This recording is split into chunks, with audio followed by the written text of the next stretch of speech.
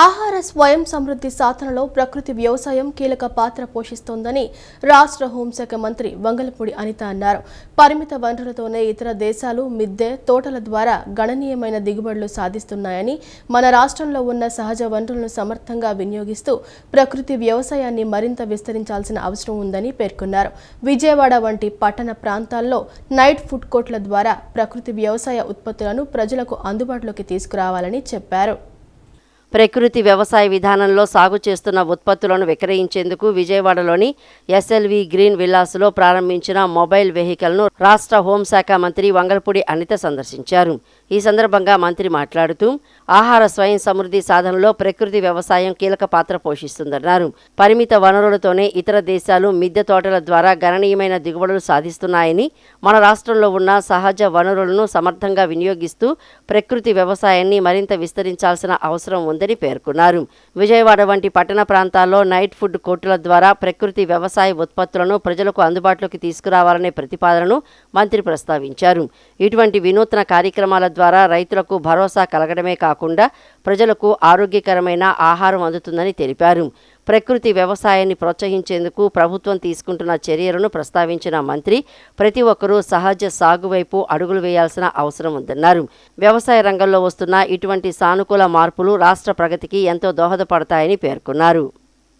ప్రకృతి వ్యవసాయాన్ని ఈరోజు ఎంకరేజ్ చేసే విధంగా మన విజయవాడ కలెక్టర్ గారు ప్రత్యేకంగా ఇక్కడ ఇలాంటి విల్లాస్ దగ్గరికి కానీ డోర్ స్టెప్స్ దగ్గరికి ఆర్గానిక్ ఫార్మింగ్ని విత్ అకౌంటబిలిటీ అంటే ట్రేసబిలిటీతో సైతం అంటే ఫర్ ఎగ్జాంపుల్ ఆర్గానిక్ ఫార్మింగ్ వచ్చింది, అది నిజంగా ఆర్గానిక్ ఫార్మింగా కాదా అని చెప్పుకోవడానికి ఏ రైతు నుంచి అయితే పండించారో ఆ ట్రేసబిలిటీని కూడా ఒకసారి తీసుకురామ్మా. ట్రేసబిలిటీని కూడా ఒకసారి మనకు చూపిస్తూ ఒక అకౌంటబిలిటీని క్రియేట్ చేయడం నిజంగా ఇది చాలా ఒక మంచి పరిణామం. ఎందుకంటే ఈ రోజుల్లోనే మ్యాక్సిమమ్ రైతుల దగ్గర నుంచి ఫర్ ఎగ్జాంపుల్ ఇదిగో ట్రేసబిలిటీ, ఇది కనుక క్యూఆర్ కోడ్ని మనం కనుక స్కాన్ చేయగలిగితే ఇది ఏ రైతు పండించాడో ఆ రైతు యూజ్ చేసిన నేచురల్ ఫార్మింగ్లో యూజ్ చేసినవన్నీ కూడా మనం చూసే పరిస్థితి కూడా కనిపిస్తుంది. ఇలాంటివన్నిటినీ కూడా ఈరోజు డోర్ స్టెప్స్ దగ్గరికి పంపించి ప్రకృతి వ్యవసాయాన్ని ఎంకరేజ్ చేయాలనే ఉద్దేశంతో గౌరవ ముఖ్యమంత్రి గారి ఆదేశాల మేరకు ఈరోజు ముందుకు రావడం జరిగింది. రైతుల శ్రేయస్సే ధ్యేయంగా కూటమి ప్రభుత్వం పనిచేస్తోందని మంత్రి నాదెండ్ల మనోహర్ అన్నారు. రబీ సీజన్లో ఇప్పటి వరకు 4,410 కోట్ల రూపాయల విలువైన ధాన్యం సేకరించినట్లు తెలిపారు. ఇందులో 94% డబ్బులు 24 గంటల్లోపే రైతుల ఖాతాల్లో జమ చేసినట్లు చెప్పారు. బాయిల్ రైస్ కొనాలని కేంద్రానికి విజ్ఞప్తి చేస్తే చాలా సానుకూలంగా స్పందించిందన్నారు. విజయవాడ రామవరపాడులోని రైతు సేవా కేంద్రాన్ని, మిల్లులను రాష్ట్ర పౌర సరఫరాల శాఖ మంత్రి నాదెండ్ల మనోహర్ తనిఖీ చేశారు. ధాన్యం కొనుగోలు తీరుతెన్నులను సమీక్షించారు. రైతులతో మాట్లాడారు. అనంతరం ఆయన మీడియాతో మాట్లాడుతూ కూటమి ప్రభుత్వం వచ్చిన తర్వాత ధాన్యం కొనుగోలు, రైతాంగానికి నిర్దిష్ట సమయంలో డబ్బులు చెల్లించడమే కాకుండా క్షేత్రస్థాయిలో ఎవరు ఇబ్బంది పడకుండా అనేక సంస్కరణలు చేయడం జరిగిందన్నారు. ఈ సంవత్సరం ఖరీఫ్ రబీలో 70 లక్షల మెట్రిక్ టన్నుల ధాన్యాన్ని కొనుగోలు చేయడానికి ఒక ప్రణాళికను సిద్ధం చేసుకున్నామని తెలిపారు. కేంద్ర ప్రభుత్వానికి కూడా మనస్ఫూర్తిగా ప్రత్యేకంగా ధన్యవాదాలు చెబుతున్నామని అన్నారు. రైతులు ఇబ్బంది పడుతున్నారు, బాయిల్ రైస్ కొనుగోలు చేయాల్సిన అవసరం ఉందని చెబితే 2 లక్షల మెట్రిక్ టన్నుల ధాన్యం కొనుగోలు చేసే వెసులుబాటు కల్పించినట్లు చెప్పారు. ఎన్టీఆర్ జిల్లాలో గత సంవత్సరం 30,000 మెట్రిక్ టన్నుల ధాన్యం సేకరిస్తే ఈ సంవత్సరం 80,000 మెట్రిక్ టన్నుల ధాన్యం కొనుగోలు చేశామన్నారు.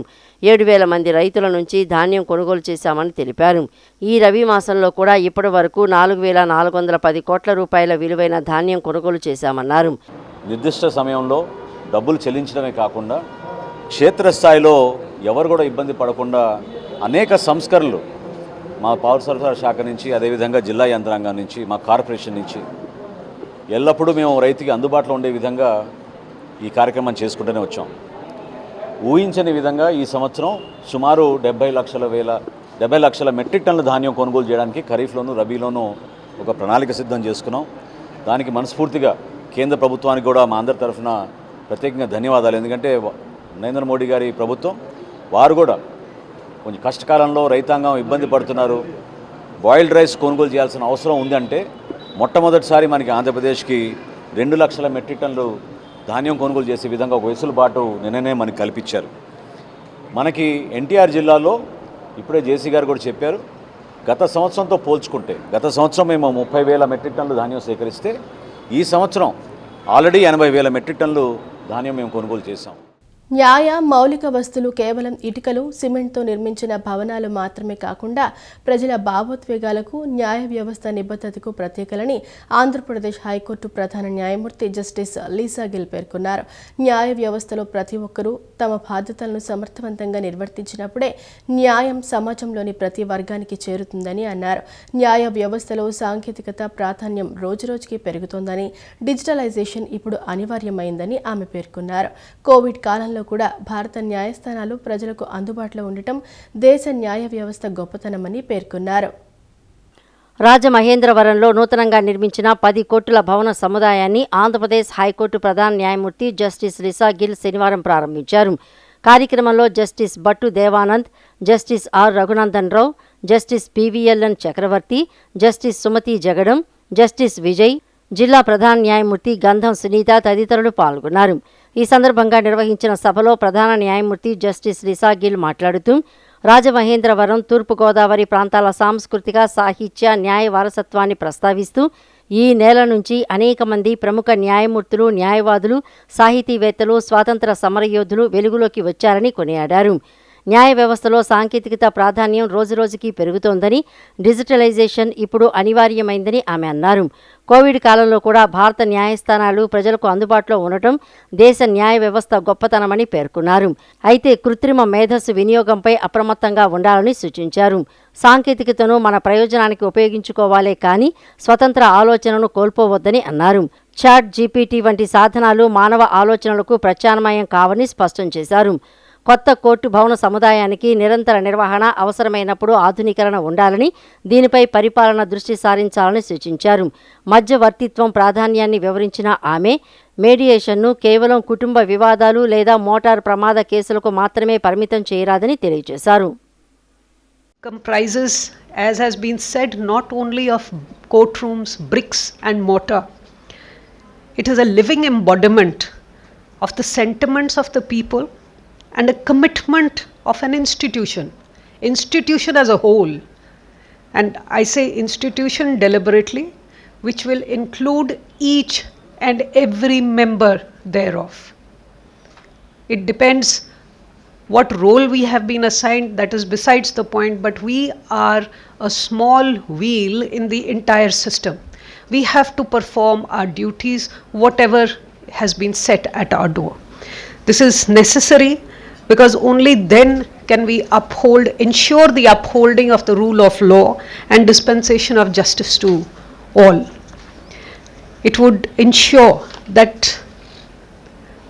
justice percolates to one and all who is in need of it. Our digitalization, it is often now quoted as if they are alien subjects. No, they are no longer alien to us. They have become very much a part of our system. This is something we have to get used to. I would like to emphasize the importance of technology. Harness technology to our advantage. Chat GPTs are not to be used for abdicating independent and original thought and application of mind. So please be careful of that. Again, as I said, I had all this prepared, but well, I am not going to, it's a repetition of what has already been said, so I am not going to bore you with all this. But there's another thing which I would like to say on this occasion. As far as our courts are here, we are having an excellent infrastructure now which is being put into place, but let there be regular upkeep and maintenance thereof and upgradation as and when required. స్వయం సహాయక సంఘాల మహిళలు rice కేంద్రం ద్వారా నిర్వహిస్తున్న ప్రత్యేక శిక్షణ కార్యక్రమాలను సద్వినియోగం చేసుకోవాలని కలెక్టర్ డాక్టర్ జి లక్ష్మీశా అన్నారు. పుట్టగొడుగుల పెంపకం తక్కువ పెట్టుబడితో అధిక ఆదాయం అందించే ఉత్తమ స్వయం ఉపాధి అవకాశమని తెలిపారు. గ్రామీణ మహిళలు ఇంటి వద్ద నుంచే ఈ సాగును చేపట్టి ఆర్థికంగా స్వావలంబన సాధించవచ్చని పేర్కొన్నారు. తక్కువ స్థలంలో కూడా పుట్టగొడుగుల సాగు చేయవచ్చని, దీని ద్వారా నెలకు మంచి ఆదాయం పొందే అవకాశం ఉందని వివరించారు. గొల్లపూడిలోని డిఆర్డీఏ కార్యాలయంలో నిన్న స్వయం సహాయక సంఘాల మహిళలకు నిర్వహిస్తున్న ప్రత్యేక శిక్షణా కార్యక్రమాల్లో భాగంగా పుట్టగొడుగుల పెంపకం, డిజైనింగ్ వస్త్రాలపై అవగాహన కార్యక్రమం నిర్వహించారు. ఈ కార్యక్రమంలో జిల్లా కలెక్టర్ డాక్టర్ జి. లక్ష్మీశ పాల్గొని మహిళలను ఉద్దేశించి మాట్లాడారు. ప్రస్తుతం ఆరోగ్యకర ఆహారంపై ప్రజల్లో అవగాహన పెరుగుతున్న నేపథ్యంలో పుట్టగొడుగులకు మార్కెట్లో మంచి డిమాండ్ ఉందని చెప్పారు. స్వయం సహాయక సంఘాల మహిళలు సంప్రదాయ ఉపాధి మార్గాలతో పాటు ఆధునిక వ్యవసాయ ఆధారిత ఉపాధి రంగాలపై దృష్టి సారించాలని సూచించారు. ప్రభుత్వం అందిస్తున్న శిక్షణలో మార్గదర్శకత్వాన్ని వినియోగించుకొని ఆర్థికంగా ఎదగాలన్నారు. ఈ సందర్భంగా ఆంత్రప్రెన్యూర్ నాగరాజు మహిళలకు పుట్టగొడుగుల పెంపకం విధానం, అవసరమైన ముడి పదార్థాలు, నిర్వహణ పద్ధతులు, మార్కెటింగ్ అవకాశాలపై ప్రాక్టికల్ శిక్షణ ఇచ్చారు. తక్కువ స్థలంలో కూడా పుట్టగొడుగుల సాగు చేయవచ్చని, దీని ద్వారా నెలకు మంచి ఆదాయం పొందే అవకాశం ఉందని వివరించారు. మష్రూమ్ క్లస్టర్ వచ్చేసి కృష్ణా ఎన్టీఆర్ జిల్లాలో దీన్ని ముందుకు తీసుకెళ్ళడం ఈజీగా చాలా బాగుంటుంది. దీనికి మీరు కొంచెం ముందుగా వచ్చి కొంచెం ఆ టెక్నికల్ థింగ్స్ బాగా నేర్చుకుంటే మాత్రము మంచిగా గ్రూప్లో క్రియేట్ చేసి చేద్దాం. మీరేమన్నా మెంటర్, ఇవాళ మార్గదర్శి, P4 మార్గదర్శక ఎంపిక చేసుకుంటాను. మార్గదర్శక ఆయన ట్రైనింగ్ ఇస్తారు. ఈరోజు జరిగేది కేవలం ఓరియంటేషన్ మాత్రమే. ఇది అయిన తర్వాత మీలో 10-20 మంది ఎవరైనా మేనేజర్ 10-20 మంది మీరు పేరు తీసుకొని మీకు ట్రైనింగ్ ఎన్ని రోజులు ఇస్తే బాగుంటుంది. సీడ్స్ ఎలా తీసుకురావాలి, సీడ్స్ తీసుకున్న వేసాక ఏ టైప్ అది వాటరింగ్ చేయాలి, దాన్ని ఎలా మానిటర్ చేయాలి, ఇవన్నీ గురించి ఒక 10 రోజులు ట్రైనింగ్ ఇచ్చేస్తే మా పీడీ ఎలా తయారు చేస్తారు. లోన్స్ 10,000 మీకు వెంటనే స్టార్ట్ చేయండి. ఇది ఒక ప్రూఫ్ ఆఫ్ కాన్సెప్ట్లో కంపల్సరీ మనం ఎక్స్టెండ్ చేయాలి. 45 డేస్ అంటే ఒక 2 అలా కళ్ళు మూసి తెచ్చినప్పుడు 50% అయిపోతుంది. ఇప్పుడు రైస్ స్టార్ట్ చేసి ఆల్రెడీ 1 year అయిపోయింది నాకు తెలియకుండా. ఎన్నో వర్క్షాప్స్, సో ఎంతో మంది ఆల్రెడీ ట్రైనింగ్ తీసుకుని ముందుకు వెళ్తున్నారు. కాబట్టి మష్రూమ్ కల్టివేషన్ చాలా మంచిగా ఉంటుంది. మీరు ఒకసారి ఇప్పుడు చెప్పకపోయినా ఒకసారి మీరు ఈరోజు ఇంటికి వెళ్ళి ఒకసారి ఆలోచించండి. 1.5 నెలలో 10,000కి 10,000 వచ్చేంత ఆదాయం ఎక్కడైనా ఉందని చూడండి. అంటే నేను 100 రూపాయలు అయితే 100 రూపాయలకు వచ్చేదాకా, ఓకే 200 రూపాయలు అంటే 100% బెనిఫిట్. సో దానికి టెక్నికల్ ఇప్పుడు ఆయన చెప్పారు చూడండి, 1 సంవత్సరం ఆయన ట్రైనింగ్ కోసం తిరిగారు. ఎందుకు? కరెక్ట్ ట్రైనింగ్ ఎక్కడ జరుగుతుంది అనేది తెలియదు ఆయన కాదు. కానీ ఇప్పుడు ఆయన ఒక ట్రైనర్గా ఎదిగాడు. అది స్వయం కృషితో ఆయన పైకి వచ్చారు. ఇప్పుడు ఆయన కృషితో నేను ఒకటే కాదు, సమాజంలో మిగతా వాళ్ళు కూడా బాగుపడని ఆలోచిస్తున్నాడు. కాబట్టి ఆయన మంచి మనసుతో మనము ఉపయోగించుకొని మన జిల్లాలో అలాగే కృష్ణా జిల్లాలో ఈ మష్రూమ్ హబ్గా తయారు చేసి మీకు అందరికీ మంచి తలసరి ఆదాయం వచ్చేలా చేస్తే అది ఈ రైస్ పెట్టుకున్న ఉద్దేశం. కార్యక్రమంలో డిఆర్డీఏ పీడీ ఏఎన్వి నాంచారావు తదితరులు పాల్గొన్నారు.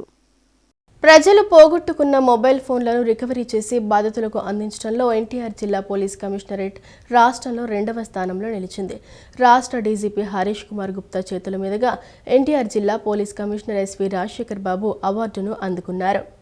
ఎన్టీఆర్ పోలీస్ కమిషనరేట్ పరిధిలో ప్రజలు పోగొట్టుకున్న మొబైల్ ఫోన్లు లేదా దొంగిలించబడిన మొబైల్ ఫోన్లను పోలీస్ కమిషనర్ ఎస్వి రాజశేఖర్ బాబు ఆదేశాల మేరకు సైబర్ క్రైమ్ పోలీసులు సెంట్రల్ ఎక్విప్మెంట్ ఐడెంటిటీ రిజిస్టర్ సేవల ద్వారా రికవరీ చేసి బాధితులకు తిరిగి అందజేస్తున్నారు. ఈ విధంగా పోయిన మొబైల్ ఫోన్ల రికవరీ చేసి బాధితులకు అందించడంలో ఎన్టీఆర్ జిల్లా పోలీస్ కమిషనరేట్ రాష్ట్రంలోనే 2వ స్థానంలో నిలిచింది. ఈ క్రమంలో డీజీపీ కార్యాలయంలో రాష్ట్ర DGP Harish Kumar Gupta, department of telecommunication అధికారుల చేతుల మీదుగా నగర పోలీస్ కమిషనర్ ఎస్వి రాజశేఖర్ బాబుకు బహుమతిని అందజేశారు. ఈ నేపథ్యంలో పోలీస్ కమిషనర్ కార్యాలయంలో పోలీస్ కమిషనర్ ఎస్వి రాజశేఖర్ బాబును కార్యాలయంలో సైబర్ క్రైమ్ డీసీపీ కృష్ణ ప్రసన్నకి అవార్డును అందజేశారు. ప్రధాని నరేంద్ర మోదీ నేడు హైదరాబాద్లో పర్యటించనున్నారు. పర్యటనలో భాగంగా నగరంలోని AP CM Chandrababu, deputy CM Pawan Kalyan నివాసాలకు ప్రధాని వెళ్లే అవకాశం ఉంది. ఇప్పటికే చంద్రబాబు, పవన్ నివాస మార్గాల్లో భద్రతా సిబ్బంది ప్రధాని కాన్వాయ్ ట్రయల్ రన్ నిర్వహించారు. విధ్వంస పాలన నుంచి వికాస పాలన వైపు రాష్ట్రాన్ని ముఖ్యమంత్రి చంద్రబాబు నాయుడు ముందుకు తీసుకువెళ్తున్నారని మంత్రి గుమ్మిడి సంధ్యారాణి అన్నారు. 23 నెలల కూటమి పాలనలో భయపెట్టే రాజకీయాలకు ముగింపు పలికి భరోసా కలిగించే పరిపాలన అందుతోందన్నారు. వైసీపీ హయాంలో ప్రజల సమస్యలు చెప్పుకోవడానికే భయపడేవారని, నేడు ప్రజలకు అందుబాటులో ఉన్న ప్రభుత్వం పనిచేస్తోందని తెలిపారు. వైజాగ్ అంటే ఒకప్పుడు గంజాయి గుర్తొచ్చేదని, నేడు గూగుల్, టీసీఎస్ వంటి ప్రపంచ స్థాయి సంస్థలు గుర్తుకొస్తున్నాయని మంత్రి గుమ్మడి సంధ్యారాణి అన్నారు. అరకు, పాడేరు ప్రాంతాల్లో గంజాయి తోటల స్థానంలో కాఫీ తోటలు విస్తరిస్తున్నాయని తెలిపారు. ఉత్తరాంధ్రకు రైల్వే జోన్ సాధించడం కూటమి ప్రభుత్వ చారిత్రాత్మక విజయంగా చెప్పుకొచ్చారు. యువత చేతిలో ఆయుధాలు కాదు, ఉద్యోగాలు, నైపుణ్యాలు, అవకాశాలు ఉండాలనేదే కూటమి ప్రభుత్వ ఆలోచనని స్పష్టం చేశారు. అమరావతి నిర్మాణానికి రైతులు స్వచ్ఛందంగా భూములు ఇవ్వడం రాష్ట్ర చరిత్రలో గొప్ప సంఘటనని అన్నారు. విశాఖ ఉక్కు ఫ్యాక్టరీ పునరుద్ధరణకు కేంద్ర సహకారంతో వేల కోట్ల పెట్టుబడులు తీసుకువచ్చామని సంధ్యారాణి అన్నారు. గంజాయి నిర్మూలన కోసం ప్రత్యేక కమిటీ ఏర్పాటు చేసి కఠిన చర్యలు చేపట్టామని తెలిపారు. జగన్కు ఇంట్లో వారిపైనే గౌరవం లేదని, ఇక ప్రజలపై గౌరవం ఎలా ఉంటుందని ప్రశ్నించారు. అధికార దాహం కోసం యువత చేతికి కత్తులు, గొడ్డలు ఇచ్చే వైసీపీ నేతల మోసపూరిత మాటలకు బలి కావద్దని, కోడి కత్తి సీను ఉదంతాన్ని గుర్తుకు తెచ్చుకోవాలని సూచించారు. సూపర్ 6 పథకాలు గిరిజనులకు ఎంతగానో తోడ్పడుతున్నాయని మంత్రి సంధ్యారాణి పేర్కొన్నారు. విధ్వంస పరిపాలన నుంచి ఈరోజు అభివృద్ధిలోకి, వికాసంలోకి వచ్చింది అని అంటే ఈరోజు గౌరవ ముఖ్యమంత్రి నారా చంద్రబాబు నాయుడు గారు 23 నెలల పరిపాలన ప్రజల్లో ఒక తీపి గుర్తులుగా మిగిలిపోతున్నాయని చెప్పడానికి చాలా సంతోషంగా ఉంది. మనందరికి కూడా తెలుసు, గత 5 సంవత్సరాల్లో కరోనా కరోనా కరోనా అని 3 సంవత్సరాలు అలా నడిపేశారు. ఆ 3 ఏళ్లలో ఏ కార్యక్రమం చేయలేదు, కనీసం బయటకు కనిపించలేదు, చనిపోయిన వాళ్ళని పలకరించినటువంటి పాపాన కూడా పోలేదు. అలాంటి పరిపాలన నుంచి ఆ ఉన్న 2 సంవత్సరాలు కూడా ఇంకా మీకు తెలుసు, ఎవరికి కనిపించలేదు, వినిపించలేదు. ఒక మీటింగులు ఉండవు, కలెక్టర్ల కాన్ఫరెన్స్లు ఉండవు, ఒక క్యాబినెట్లు ఉండవు, ఏమీ ఉండవు. అంతా ఏకచక్రాధిపత్యం. అలా వెళ్ళినటువంటి పరిపాలన నుంచి ప్రజలు విసిగిపోయి ఈరోజు కూటమి ప్రభుత్వాన్ని ఎంతో అత్యద్భుతంగా గెలిపించిన సంగతి మనందరికి కూడా తెలుసు. వైజాగ్ అనగానే జీ అంటే మీ కాలంలో గంజాయి గుర్తొస్తే, మా కాలంలో వైజాగ్ జీ అంటే గూగుల్ గుర్తొచ్చే విధంగా మా లోకేష్ బాబు గారు చేశారని మేము గర్వంగా చెప్పుకోగలం. ఈరోజు గౌరవ ముఖ్యమంత్రి చంద్రబాబు నాయుడు గారు ప్రతి దేశ విదేశాల నుంచి పెట్టుబడులు తీసుకొచ్చే విధంగా లోకేష్ బాబు గారిని పూర్తి స్థాయిలో ఆ బాధ్యత అప్పచెప్పి తీసుకొచ్చే విధంగా మనం చూస్తున్నాం. ఈరోజు చూసుకున్నట్టయితే అరకు, పాడేరులో చూసుకున్నట్టయితే గంజాయి పూర్తిగా నిర్మూలనయ్యి కాఫీ తోటలు పండించే విధంగా మనం ముందుకు వెళ్తున్నాం. ఎందుకంటే భోగాపురం ఎయిర్పోర్ట్ని అలా కట్టేస్తున్నాం, ఇలా కట్టేస్తున్నాం అని ఎన్నో కోతలు కోసినటువంటి గత పాలకులు భోగాపురం ఎయిర్పోర్ట్ పట్టించుకోకుండా వదిలేస్తే ఈరోజు భోగాపురం ఎయిర్పోర్టు 2200 ఎకరాల్లో పూర్తి చేసి అల్లూరి సీతారామరాజు ఇంటర్నేషనల్ ఎయిర్పోర్టుగా ఈరోజు నామకరణం చేసి జాతికి అంకితం చేస్తున్నటువంటి పరిస్థితి మనందరం కూడా చూస్తున్నాం. గన్నవరం నియోజకవర్గంలో పేద ప్రజల ఆరోగ్య పరిరక్షణ కోసం పీహెచ్సి, సిహెచ్సి కేంద్రాల ద్వారా మెరుగైన వైద్య సేవలు అందిస్తున్నామని ఎమ్మెల్యే యార్లగడ్డ వెంకట్రావు తెలిపారు. గన్నవరంలో గౌడపేట, సాలిపేట, చెంచుల కాలనీ, ఎస్సీ కాలనీలలో ప్రయోగాత్మకంగా ఇంటింటికి వెళ్లి రక్త పరీక్షలు నిర్వహించే కార్యక్రమాన్ని నిర్వహిస్తున్నట్లు వెల్లడించారు. అలాగే 4 కోట్ల సిఎస్ఆర్ నిధులతో సిహెచ్సికి త్వరలో ఆధునిక వైద్య పరికరాలు అందుబాటులోకి రానున్నాయని పేర్కొన్నారు. గన్నవరం నియోజకవర్గ పరిధిలోని నిరుపేదలకు అండగా నిలుస్తూ ముఖ్యమంత్రి సహాయ నిధి ద్వారా మంజూరైన ఆర్థిక సహాయ చెక్కులను ఏపీ ప్రభుత్వ విప్ గన్నవరం నియోజకవర్గ శాసనసభ్యులు యార్లగడ్డ వెంకట్రావు శనివారం లబ్ధిదారులకు అందజేశారు. గన్నవరంలోని ఎమ్మెల్యే కార్యాలయంలో జరిగిన కార్యక్రమంలో మొత్తం 123 మంది లబ్ధిదారులకు 77,47,637 రూపాయల విలువైన చెక్కులను ఆయన స్వయంగా పంపిణీ చేశారు. ఈ సందర్భంగా ఎమ్మెల్యే మాట్లాడుతూ గత ప్రభుత్వ హయాంలో గత సార్వత్రిక ఎన్నికల సమయంలో పెండింగ్లో ఉన్న సీఎంఆర్ఎఫ్ దరఖాస్తులను ప్రత్యేక చొరవతో ముఖ్యమంత్రి చంద్రబాబు దృష్టికి తీసుకువెళ్లి మంజూరు చేయించినట్లు చెప్పారు. ఎన్నికలకు ముందు నుంచి పెండింగ్లో ఉన్న 55 మంది లబ్ధిదారులకు కూడా ఈరోజు చెక్కులు అందజేయడం జరిగిందన్నారు. గన్నవరం మండలానికి చెందిన 43 మందికి 21,55,315 రూపాయలు, బాపులపాడు మండలానికి చెందిన 30 మందికి 19,04,665 రూపాయలు, ఉంగుటూరు మండలానికి చెందిన 13 మందికి 8,88,701 రూపాయి, విజయవాడ రూరల్ ప్రాంతానికి చెందిన 35 మందికి 27,42,596, ఇతర ప్రాంతాలకు చెందిన ఇద్దరికి 56,360 రూపాయల మొత్తాన్ని పంపిణీ చేసినట్లు వివరించారు. నియోజకవర్గంలోని చెరువుల పూడిక మట్టిని పేద ప్రజలు తమ ఇళ్ల స్థలాల మెరక కోసం రైతులు తమ వ్యవసాయ భూముల అభివృద్ధికి వినియోగించుకోవచ్చని సూచించారు.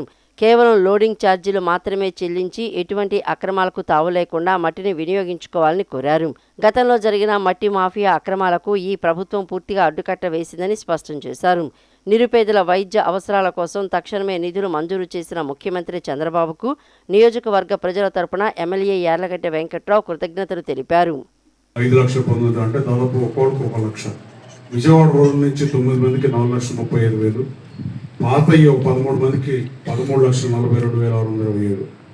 ఈ 27 లక్షల రూపాయలని ఈ 4 మండలాల్లో, మన నియోజకవర్గం 4 మండలాల్లో ఈ కేటాయించినందుకు, అలాగే 13 లక్షలు, మొత్తం ఈ 40,42,000 రూపాయలని గౌరవ ముఖ్యమంత్రి కేటాయించినందుకు ముఖ్యమంత్రి గారికి మనస్ఫూర్తిగా ధన్యవాదాలు తెలియజేస్తాం.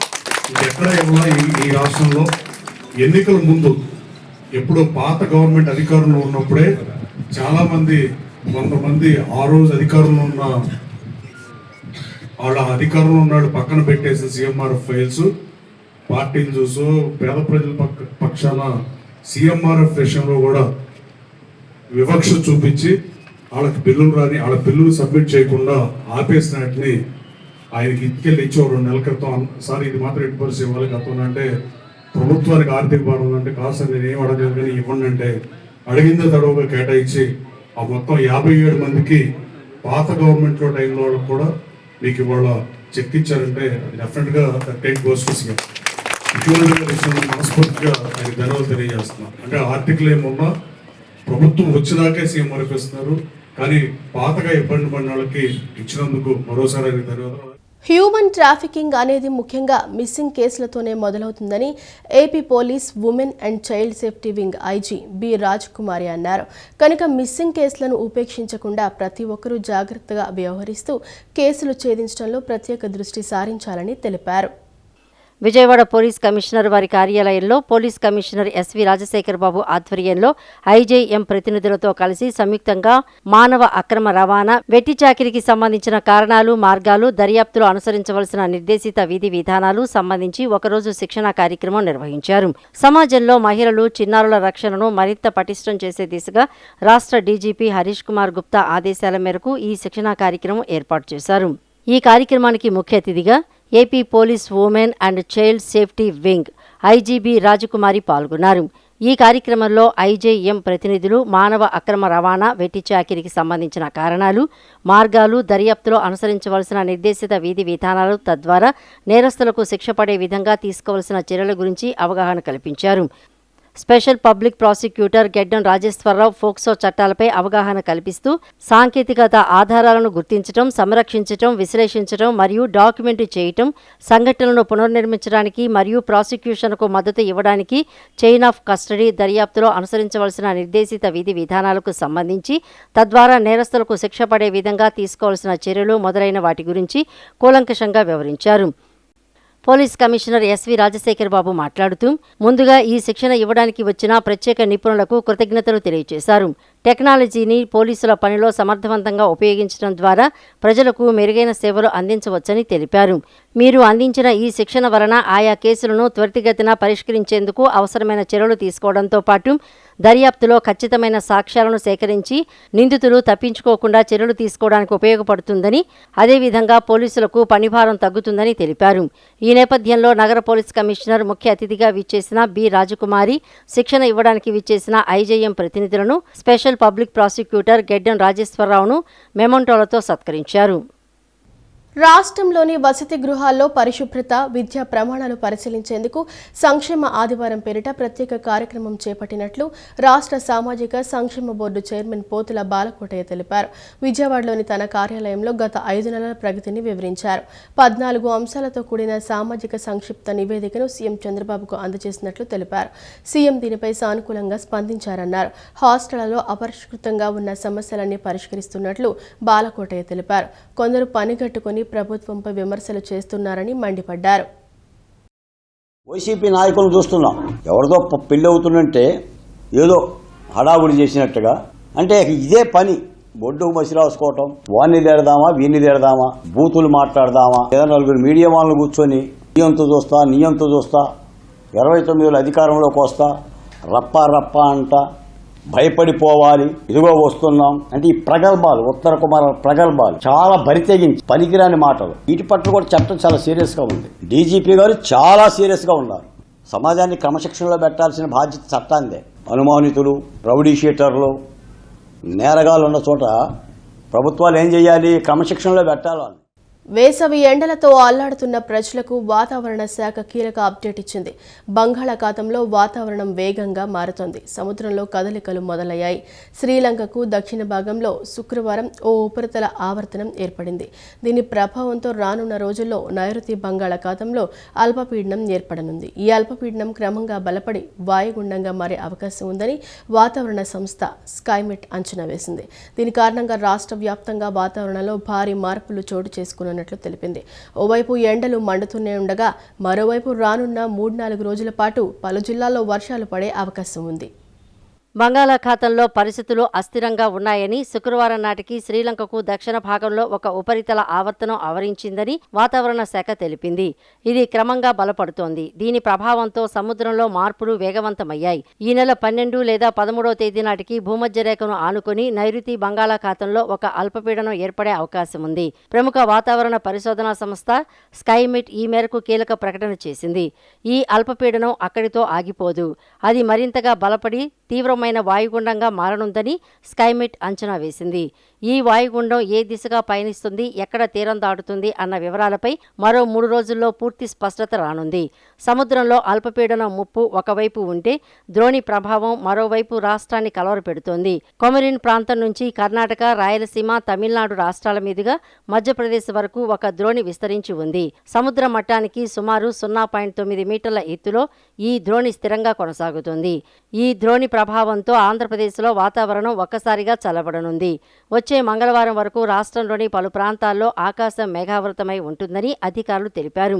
కేవలం మేఘాలే కాదు, పలు జిల్లాల్లో పిడుగులతో కూడిన భారీ వర్షాలు పడే అవకాశం ఉందని రాష్ట్ర విపత్తుల నిర్వహణ సంస్థ హెచ్చరిక జారీ చేసింది. ఈ వార్తలు ఇంతటితో సమాప్తం. మరో బులెటిన్తో మళ్ళీ కలుద్దాం. అంతవరకు సెలవు. నమస్కారం.